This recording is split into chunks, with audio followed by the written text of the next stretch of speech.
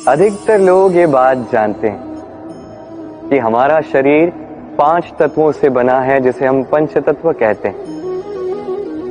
जल, अग्नि, वायु, धरती और आकाश।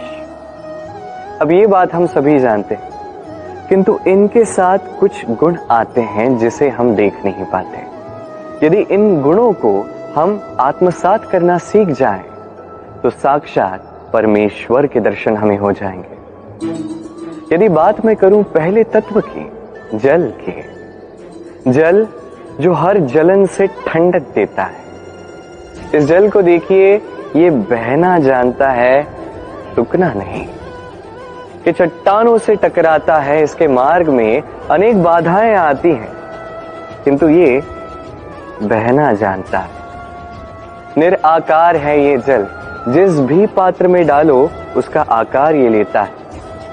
यही इसकी विशेषता, यही हमारे लिए सीख भी कि कैसे हमें बहते रहना है, कैसे हमें रुकना नहीं है, चाहे हमारे मार्ग में कितनी भी कठिनाइयां क्यों ना आए।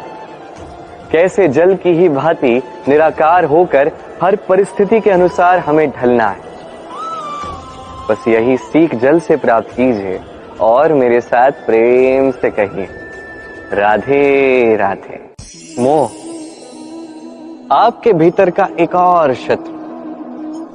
अब लोग प्रेम और मोह में अंतर नहीं समझ पाते। कुछ लोग सोचते हैं कि मोह में ऐसा क्या बुरा है।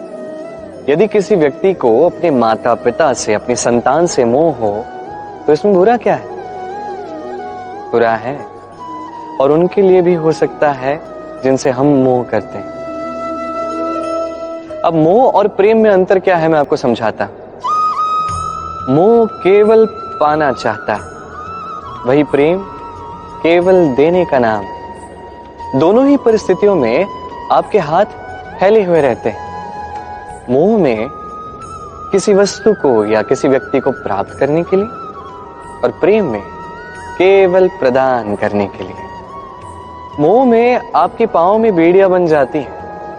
यदि माता पिता को संतान से मोह हो जाए, तो वो अपने संतान को कभी दुख में, चिंता में, पीड़ा में देख ही नहीं सकते। इसलिए वो संतान को बांध के रख देते हैं एक सुरक्षित क्षेत्र में, जहां से ना तो वो संसार देख पाता है, ना परख पाता है, ना सीख पाता है, ना विकट परिस्थितियों का सामना करता है। इस कारण से वो दुर्बल बन जाता है, अज्ञानी बन जाता है, उसका विकास वहीं रुक जाता है। यही प्रेम केवल विकास की ओर ले जाता है। माता पिता संतान से प्रेम करते हैं तो उसे छोड़ देते हैं कि जाके इस संसार को देखो, परखो, सीखो। कैसे इसके साथ लड़ना है स्वयं सीखो, अपनी शक्ति स्वयं बढ़ाओ, अपना मार्ग स्वयं चुनो।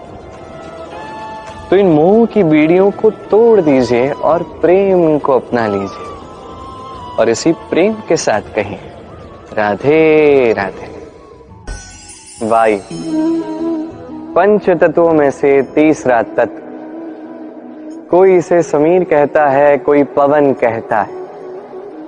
पहली बात तो यह है कि ये वायु ही हमें जीवन दान देती है, प्रतिदिन, प्रति क्षण।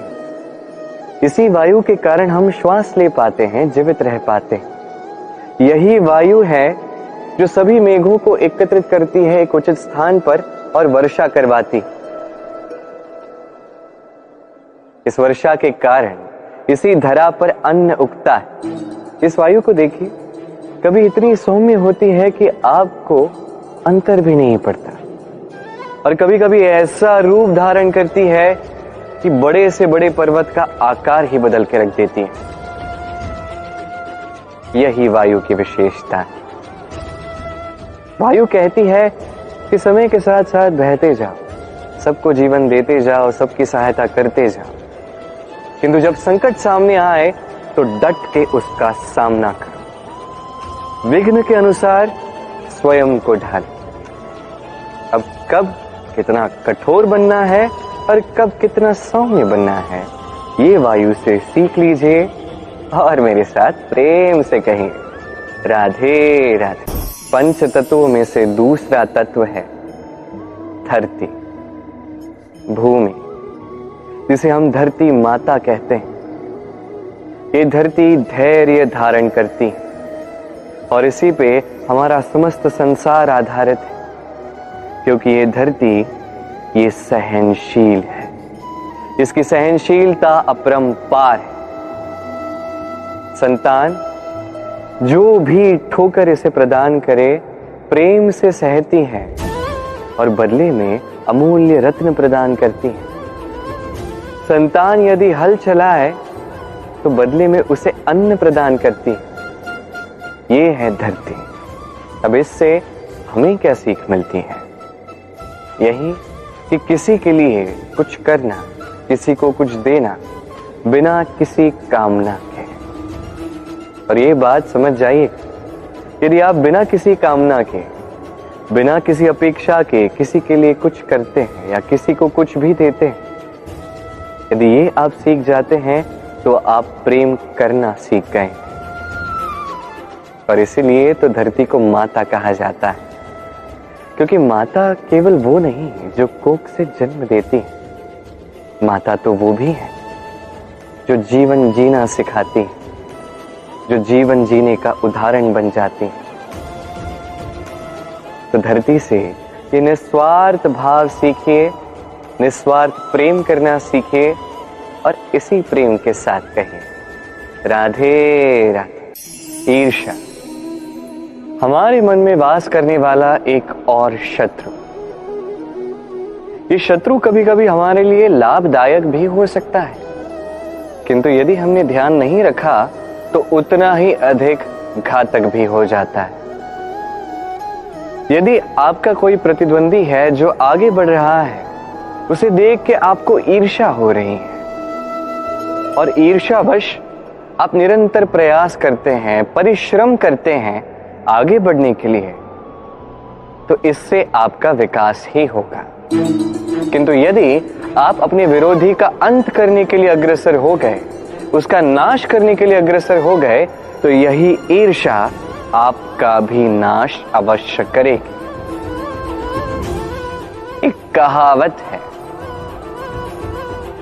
ये तो पशु प्रवृत्ति है कि आप ही आप चरे, वही मनुष्य है कि जो दूसरे मनुष्य के लिए मरे। ये ईर्ष्या यदि आपको विकास की ओर ले जाती है तो ये उचित है, यदि आपको किसी और के नाश की ओर अग्रसर करती है तो इससे दूर रहना ही आवश्यक है। यूं समझ लीजिए आपके पास एक सुई है, इससे आप फटे हुए वस्त्र भी सिल सकते हैं या तो किसी और के पात्र में छेद भी कर सकते हैं। आप क्या चाहेंगे, स्वयं का विकास या किसी और का विनाश? निर्णय आपका है। आइए और मेरे साथ प्रेम से कहिए राधे राधे।